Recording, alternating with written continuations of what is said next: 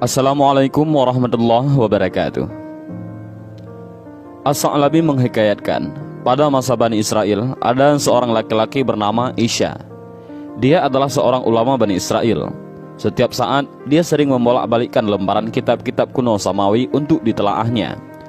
Sampai suatu ketika, di lembaran-lembaran itu dia menemukan tulisan tentang sifat-sifatnya Nabi Muhammad SAW. Dia dengan sigap mencatat semua sifat-sifat tersebut yang tercecar di beberapa lembaran. Kemudian dia mengumpulkan menjadi satu halaman. Dan pada akhirnya ia sembunyikan lembaran itu yang di dalamnya terdapat sifat-sifat Nabi Muhammad SAW ke dalam sebuah peti. Selanjutnya, peti itu dikunci mati. Tidak ada seorang pun yang mengetahui di mana kunci peti itu disembunyikan, bahkan dia sendiri. Isya ini mempunyai seorang anak kecil yang bernama Balukia. Menjelang akhir ajalnya, Isya berwasiat pada anaknya Balukia agar meneruskan tugasnya, yaitu menjadi hakim di kalangan Bani Israel. Setelah beberapa waktu lamanya, Balukia menjadi hakim menggantikan ayahnya. Suatu saat dia melihat sebuah peti terkunci di rumahnya. Peti itu membuat Balukia menjadi penasaran. Dia menanyakan isi peti itu kepada ibunya. Ibunya malah menjawab, "Aku tidak tahu apa yang ada di dalam peti itu. Bahkan kunci-kuncinya pun aku belum pernah mengetahuinya." Balukia semakin penasaran ingin mengetahui isi peti tersebut. Akhirnya, dengan keras ia mengador kunci-kunci yang menutup rapat peti itu. Setelah dibukakannya, ternyata di dalamnya terdapat sebuah lembaran. Lembaran itu berisi sifat-sifat Nabi Muhammad SAW. Dan lembaran itu dikatakan bahwa Muhammad adalah penutup para nabi dan rasul. Surga diharamkan kepada para nabi sebelum terlebih dahulu Muhammad dan umatnya masuk ke dalamnya. Seusai membaca lembaran itu, Balukia keluar rumah menemui kaum Bani Israel untuk menyampaikan apa yang tertera di dalam lembaran Alkitab yang dibawanya. Ketika kaum Bani Israel dengan seksama menyimak penuturan Balukia, "Beraninya ayahmu menyembunyikan yang diketahuinya sehingga dia tidak menyampaikannya kepada kami." Mereka marah. "Jika bukan karena kamu sebagai anaknya, kami akan membakar kuburannya, sebab dia telah menyembunyikan berita tentang akan datangnya panutan para rasul Muhammad SAW." Demikian mereka katakan. Kemudian Balukia pamitan kepada ibunya untuk melakukan sesuatu perjalanan panjang. "Ibu, aku menemukan berita tentang akan diutusnya Nabi di akhir zaman. Sekarang aku mau pergi dan tidak akan kembali sampai menemukan kabar tentang keberadaan Nabi tersebut." Ibunya mendoakan, "Semoga Allah menjadikan angan-anganmu tercapai." Setelah berpamitan dan berkemas, Balukia pergi meninggalkan Mesir dalam rangka mencari kabar tentang Muhammad SAW. Dia mengelilingi bumi dari ujung timur sampai ujung barat, sehingga sampai di Laut Tujuh. Di sana, ia melihat beberapa keanehan yang tidak pernah dilihat oleh orang lain. Di antaranya, dia melihat satu pulau yang penghuninya adalah ikan hut, yaitu sejenis paus. Ikan-ikan itu berkata, "La ilaha illallah Muhammadur Rasulullah." Tiada Tuhan selain Allah, Muhammad itu utusan Allah. Melihat hal itu, Balukia menyapa mereka, "Assalamualaikum." Tetapi mereka tidak menjawabnya. "Kami belum pernah mendengar sama sekali perkataan itu," kata ikan-ikan hut itu. Balukia menjelaskan, ungkapan tersebut adalah sunnah Nabi Adam. Ikan-ikan hut itu bertanya, "Dari mana asal kamu?" "Aku berasal dari kaum Bani Israel," jawab Balukia. Akan tetapi, meskipun mereka banyak bertanya, tetap saja mereka tidak mengenal Balukia. "Kami tidak tahu menahu Adam, tidak juga Bani Israel." Mendengar pengakuan mereka, Balukia menjadi penasaran. "Kenapa kalian mengenal Muhammad?" Mereka menjawab, "Sejak awal mula Allah menciptakan kami seperti ini, yaitu mengucapkan kalimat syahadah yang seperti tadi. Sebenarnya kami berasal dari ikan neraka Jahannam." "Bagaimana keadaan neraka Jahannam?" tanya Balukia kepada ikan-ikan hut itu. Akhirnya mereka menjelaskan tentang keadaan Jahannam yang terkenal mengerikan. Ia adalah lembah hitam yang berbau busuk. Setiap tahunnya ia bernafas hanya 2 kali. Nafas pertama ketika musim panas, maka nafasnya pun mengeluarkan hawa yang sangat panas. Dan nafas kedua ketika musim dingin, maka nafasnya menyemburkan hawa yang sangat dingin. Ikan Hud menjelaskan lebih detail. Selanjutnya, Balukia melongokkan pandangannya ke arah pulau lainnya. Di sana, ia melihat ikan Hud yang ukuran lebih besar dari yang pertama. Ikan tersebut bagaikan pelepah kurma. Di antara ikan-ikan Hud itu terdapat seekor ikan Hud yang berwarna kuning. Jika ia berjalan, maka ikan-ikan Hud di sekitarnya ikut berjalan. Ketika ikan-ikan Hud merasa diperhatikan oleh Balukia, mereka bertanya, "Siapakah kamu?" Balukia menjawab, "Aku adalah Balukia dari Bani Israel." Perkataan Balukia itu asing di telinga mereka. Kami belum pernah mendengar perkataan itu sebelumnya. Sebenarnya, aku ditugaskan untuk menguasai semua ikan Hud yang ada di dunia. Jika tidak ada aku, maka ikan-ikan Hud akan mengejar kaum Bani Israel dan memangsanya dalam 1 hari. Kemudian Balukia melanjutkan perjalanannya sampai ke laut ke-7. Di sana, ia menjumpai beberapa keanehan yang panjang sekali untuk dapat disebutkan di sini. Di antara keanehan-keanehan tersebut, Balukia melihat sebuah pulau yang di dalamnya terdapat sebuah pohon kurma dari emas. Jika pohon itu terkena sinar matahari pagi, maka akan kelihatan mencorong bagaikan kilat. Ketajaman sinarnya tidak dapat ditembus dengan pandangan mata. Selain pohon kurma, di pulau tersebut terdapat juga pohon yang besar. Ketika Balukia mencoba untuk mengambil salah satu dari pohon-pohon tersebut, maka ada suara yang menyerunya, "Awas, jangan kau ganggu aku, wahai orang yang salah." Maka Balukia mengurungkan niatnya tadi. Dia akhirnya duduk beristirahat. Di tengah kesantaiannya, tiba-tiba dia dikejutkan dengan segerombongan orang yang turun dari langit. Masing-masing dari mereka turun dengan menghunuskan sebilah pedang. Begitu melihat Balukia, mereka bertanya, "Bagaimana kamu bisa tiba di tempat ini?" Balukia pun menjelaskan tentang dirinya. "Aku berasal dari Bani Israel. Namaku adalah Balukia.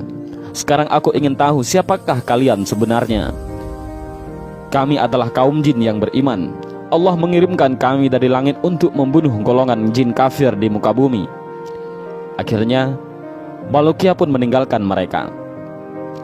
Di tengah perjalanan, Balukia kembali dikagetkan dengan adanya seorang malaikat yang posturnya amat sangat besar. Malaikat itu berdiri tegak dengan tangan kanannya di ujung timur dan tangan kirinya di ujung barat. Dia senantiasa berucap, "La ilaha illallah Muhammadur Rasulullah." Tiada Tuhan selain Allah, Muhammad itu adalah utusan Allah. Setelah Balukia mengucapkan salam, dia ditanya dahulu oleh raja itu, "Siapakah Anda?" Balukia menjawab, "Aku adalah Balukia, berasal dari Bani Israel. Aku melancong guna mencari nabi akhir zaman." "Sekarang, siapakah Anda?" tanya Balukia yang ingin tahu. "Aku adalah malaikat yang diberi tugas untuk mengatur gelapnya malam dan terangnya siang." Demikian malaikat itu menjelaskan. Balukia kembali bertanya, "Apa maksudnya kedua garis yang ada di keningmu?" Di kening malaikat itu ada 2 garis bertuliskan panjang dan pendeknya siang dan malam. Malam tidak akan melebihi batasannya yang sudah ditetapkan. Selanjutnya Balukia meneruskan perjalanannya. Tiba-tiba ia bertemu dengan seorang malaikat yang badannya sangat amat besar. Malaikat itu senantiasa mengucapkan, "La ilaha illallah Muhammadur Rasulullah." Setelah saling sapa dengan ungkapan salam, Balukia menanyakan siapa sosok yang amat besar itu sebenarnya. "Aku adalah malaikat yang ditugaskan untuk mengatur angin dan laut. Aku tidak sekali-kali menghembuskan angin kecuali jika ada instruksi dari Allah. Angin aku kendalikan dengan tangan kananku, sedangkan laut aku kendalikan dengan tangan kiriku. Jika tidak dengan demikian, maka orang-orang yang ada di bumi akan semena-mena memanfaatkannya." Demikian malaikat demi malaikat dilalui Balukia. Perjalanan Balukia kembali diteruskan sampai akhirnya tiba di Gunung Kaf. Gunung tersebut terdiri dari umpukan batu yakut berwarna hijau. Besarnya gunung itu dapat menutupi dunia dan segala isinya. Di antara keistimewaan gunung itu, ia dapat melihat langit dunia yang berwarna biru. Allah telah menugaskan seorang malaikat untuk menempati gunung itu. Apabila Allah hendak mengempaskan bahagian salah satu bumi, Dia memerintahkan malaikat di atas untuk menggerakkan akar-akar yang ada di tempat gempa itu. Kemudian dihubungkan kepada gunung Kaf, maka terjadilah gempa. Apabila Allah menghancurkan suatu kota, maka Allah menginstruksikan kepada malaikat tersebut untuk memutuskan akar-akar ataupun fondasi kota itu dari bumi. Dengan dicabutnya paku bumi dari salah satu kota, maka kota itu akan roboh. Selanjutnya Bulukia bertanya, apa saja yang ada di belakang gunung Kaf ini? Malaikat itu menjawab, ada 40.000 kota. Semuanya bukan termasuk kota-kota yang ada di dunia, karena kota-kota ini terbuat dari emas dan perak. Siang dan malam tidak dapat menembusnya. Sedangkan penduduknya terdiri dari para malaikat. Mereka semua bertasbih kepada Allah, tidak berbuat durhaka kepadanya. Kemudian Bulukia menanyakan apa saja yang ada di belakang kota-kota tersebut. Malaikat itu kembali menjawab, di belakangnya ada 70.000 hijab ataupun satir. Setiap hijab besarnya seluas dunia. Adapun di belakang hijab-hijab itu tidak ada yang mengetahuinya kecuali Allah. Demikianlah malaikat penjaga gunung Kaf yang menjelaskan apa yang diketahuinya kepada Bulukia. Bulukia meneruskan perjalanannya dengan menelusuri gunung Kaf sampai ujung. Di sana ia melihat para malaikat yang kesemuanya itu berbentuk kijang. Bulukia mengucapkan salam kepada mereka. Setelah mereka membalas salamnya, Bulukia bertanya, siapakah kalian? Mereka menjawab, kami adalah para malaikat Allah. Kami selalu menyembah kepada Allah Subhanahu wa Ta'ala di sini sejak pertama kali kami diciptakan. Kemudian Bulukia menanyakan gunung yang amat besar yang ada di hadapan mereka dengan mengeluarkan cahaya laksana matahari. Para malaikat itu menjawab, itu adalah gunung dunia yang terdiri dari tumpukan emas. Semua barang tambang yang berada di perut bumi berasal dari gunung itu. Setelah itu, Bulukia pergi meninggalkan mereka. Perjalanan Bulukia sampai di sebuah lautan yang sangat luas. Di sana ia melihat 2 ikan hut yang amat besar. Bulukia menyapa mereka dengan mengucapkan salam. Setelah menjawab salamnya, kedua ikan itu bertanya, siapakah kamu wahai makhluk Allah? Bulukia menjawab, aku adalah Bulukia, berasal dari Bani Israel. Kedatanganku kemari dalam rangka mencari Muhammad, penutup para nabi. Dan tak terasa perjalanannya sebegitu jauh. Dia merasakan perutnya lapar. Apakah kalian mempunyai makanan? Ujar Bulukia meminta belas kasihan dari ikan hut. Mereka pun mengeluarkan sepotong roti yang berasal dari pemberian Allah. Bulukia langsung menyantap roti itu dengan lahap. Setelah itu, dia tak lagi merasakan lapar lagi di perutnya. Usai menelusuri pulau tersebut, Bulukia melihat seekor burung besar terbang dengan bentuk yang sangat indah.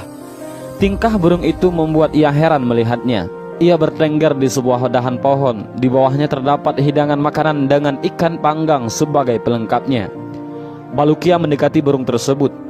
Seperti biasa, usai mengucapkan salam dia bertanya, siapakah Anda? Burung itu menjawab, aku adalah salah satu malaikat dari surga. Allah mengutusku untuk membawa hidangan ini kepada Adam dan Hawa, yaitu pada saat keduanya bertemu di gunung Arafah.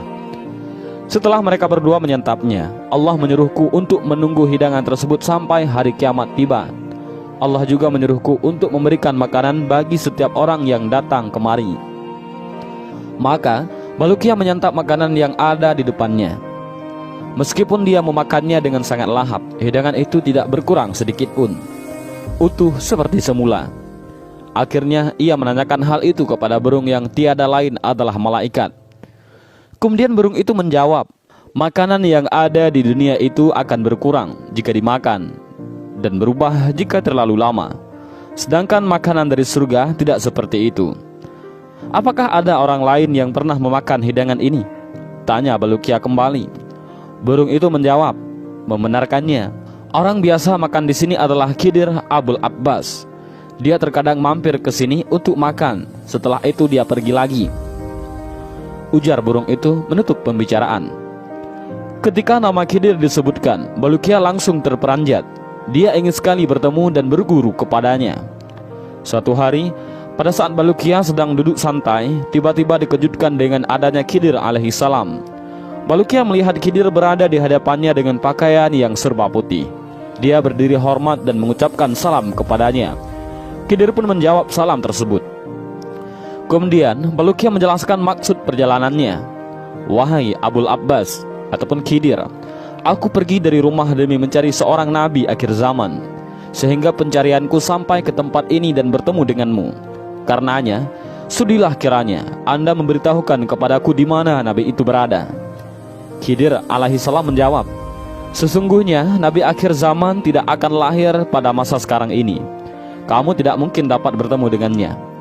Wahai Balukia, tahukah kamu berapa jauh jarak perjalananmu dari rumah ibumu?" "Aku tidak tahu," kata Balukia terus terang. Khidir kembali meneruskan, "Kamu sudah meninggalkan ibumu sejauh perjalanan yang ditempuh selama 50 tahun. Apakah kamu mau aku mengembalikanmu ke rumah ibumu?" Balukia mengiyakan.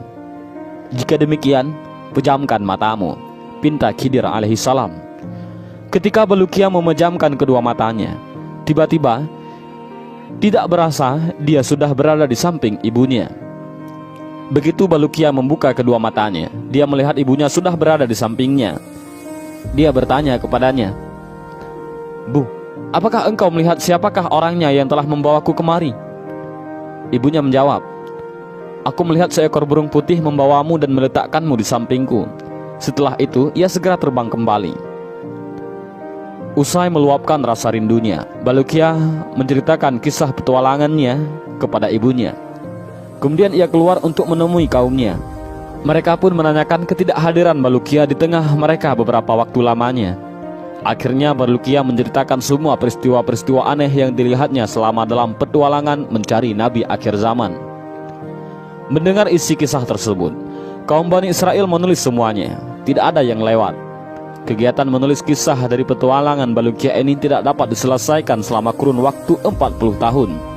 Dan konon, Balukia dikaruniakan umur untuk hidup di dunia selama 1000 tahun. Dan inilah kisah tentang Balukia, pencari nabi akhir zaman.